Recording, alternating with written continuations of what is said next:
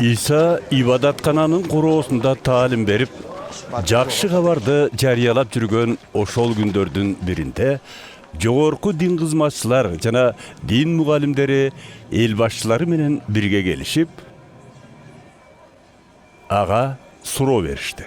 Бизге айтчы, сен буларды кайсы бийлигиң менен жасап жатасың? Мындай бийликти сага ким берди? Дешти. Иса аларга мындай жооп берди. Мен да сиздерге бир суроо берейин. Жооп берсеңиздер. Жакыя чөмүлдүрүү расмисин өткөрүү бийлигин кимден алды эле? Кудайданбы? Же адамдарданбы? Ошондо тигилер өз ара мындай деп акылдаша кетишти. Эгер Кудайдан десек, анда эмнеге кайшенбедиңиздер дейт. Адамдардан десек, элдин баары бизди ташбаран калат. Анткени алар Жакыяны пайгамбар деп эсептешет. Анан Исага Кимден экенин билбейбиз деп жооп беришти. Иса да аларга Анда мен да силерге кайсы бийлик менен жасап жатканымды айтпайм деди. Анан Иса элге кайрылып мындай ибаратты айтты. Бир киши болуптур. Ал жүзүм тигип, аны багбандарга ижарага берип, өзү узак убакка бир жакка кетет. Жүзүм тере турган маал келгенде, жемишинен берсин деп, ижарачыларга бир кулун жөнөтөт. Бирок ижарачылар аны сабап, кургол кайтарып жиберишет. Ошондо жүзүмзардын ээси дагы бир кулун жиберет. Алар аны да сабап, кордоп, кургол жиберишет. Үчүнчүсүн жибергенде аны да жарадар кылып, тышка ыргытып салышат. Ошондо жүзүмзардын ээси эмемни кылсам, жанымдай көргөн уулумду жиберейин, балким андан ийменишээр дейт. Ижарачылар болсо уулун көргөндө өз ара акылдашып, бул мураскор, жүргүлө, өлтүрөлү. Ошондо мурасы бизге калат дешет да. Аны жүзүмдүн сыртына алып чыгып өлтүрүп салышат. Эми жүзүмдүн ээси эмне кылат? Келип, ижарачыларды өлтүрүп, жүзүмдү башкаларга берет. Муну угуп турган эл Анын бетин ары кылсын деп жиберишти.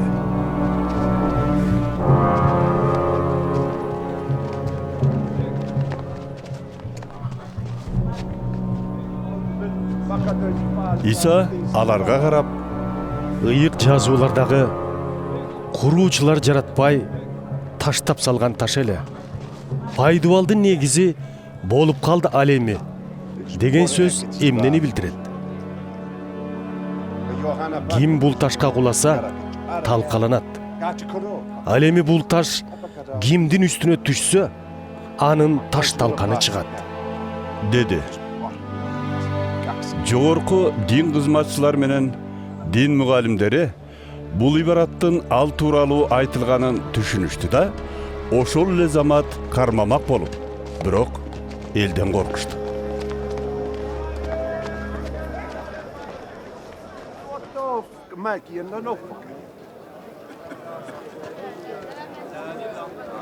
Сөзүнөн кыйкым таап, Римдик губернатордун колуна тапшырып, соттотуу үчүн алар Исаны аңдытып, такыба болмуш болуп, анткорлонушкан тыңчыларын жиберишти.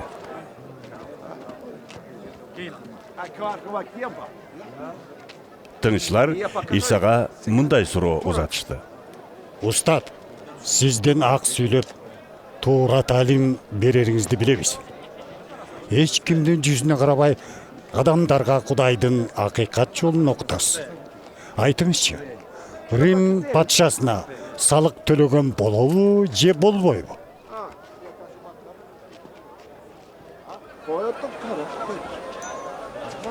Алардын арам оюн байкаган Иса мага Bir gümüş tengeni көрсөткүлөчү. Анын бетиндеги сүрөт менен жазуу кимдики экен?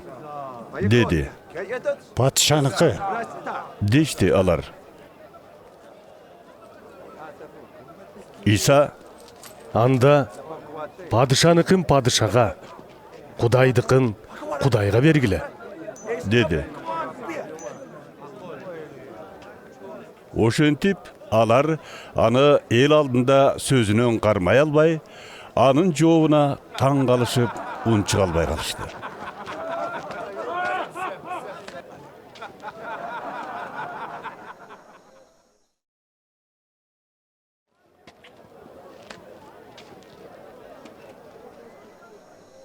Ошондо өлгөндөр кайра тирилбейт деп ишенишкен Садукей тобундагы адамдар келип, Исага суроо беришти. Устат, Муса эгер бирөө дүйнөдөн тукумсуз өтүп кетсе, анын аялын иниси алып, агасынын тукумун уласын деп жазып кеткен. 7 бир тууган бар эле. Эң улуусу аял алып, бала көрбөй өлдү. Аялын экинчи иниси алып, ал да баласыз өтүп кетти. Анан үчүнчүсү да ошондой болду. Ошентип 7-сине чейин баары ушундай каза болушту. Эң аягында аял да көз жумду. Эми кыяматта кайра тирилишкенде аял кимисинки болот? Анткени баары тең ага үйлөнүп чыгышпадыбы? İsa аларга мындай жооп берди. Бул дүйнөдөгүлөр аял алышып, күйөөгө тийишет. Ал эми бейишке татыгандар кайра тирилгенде о дүйнөдөн аялды алышпайт, күйөөгө да чыгышпайт. Алар периштелер сыяктуу эч качан өлбөйт. Анткени кайра тирилтүүчү Кудайдын балдары болуп калышат. Ал эми өлгөндөрдүн кайра тирилээрин Муса өзү да күйүп турган бадал жөнүндөгү аңгемеде билдирген. Ал эгебизди Ыбрайымдын Кудайы, Ыскактын Кудайы жана Жакыптын Кудайы деген.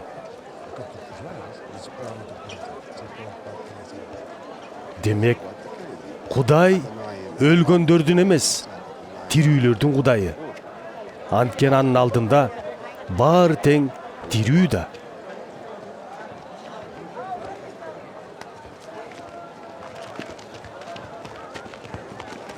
Ошондо дин мугалимдери Устат, сиз абдан жакшы жооп бердиңиз. дешти.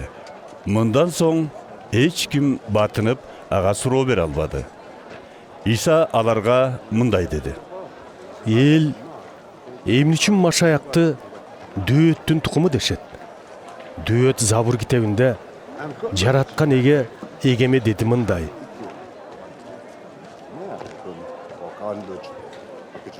Кастарыңды бут алдыңа жыкканымча олтура тур, сыйлуу жер оң жагында деген. Демек дөөт өзү Машаякты эгемдеп жатса, кандай чалгайра дөөттүн тукуму болот?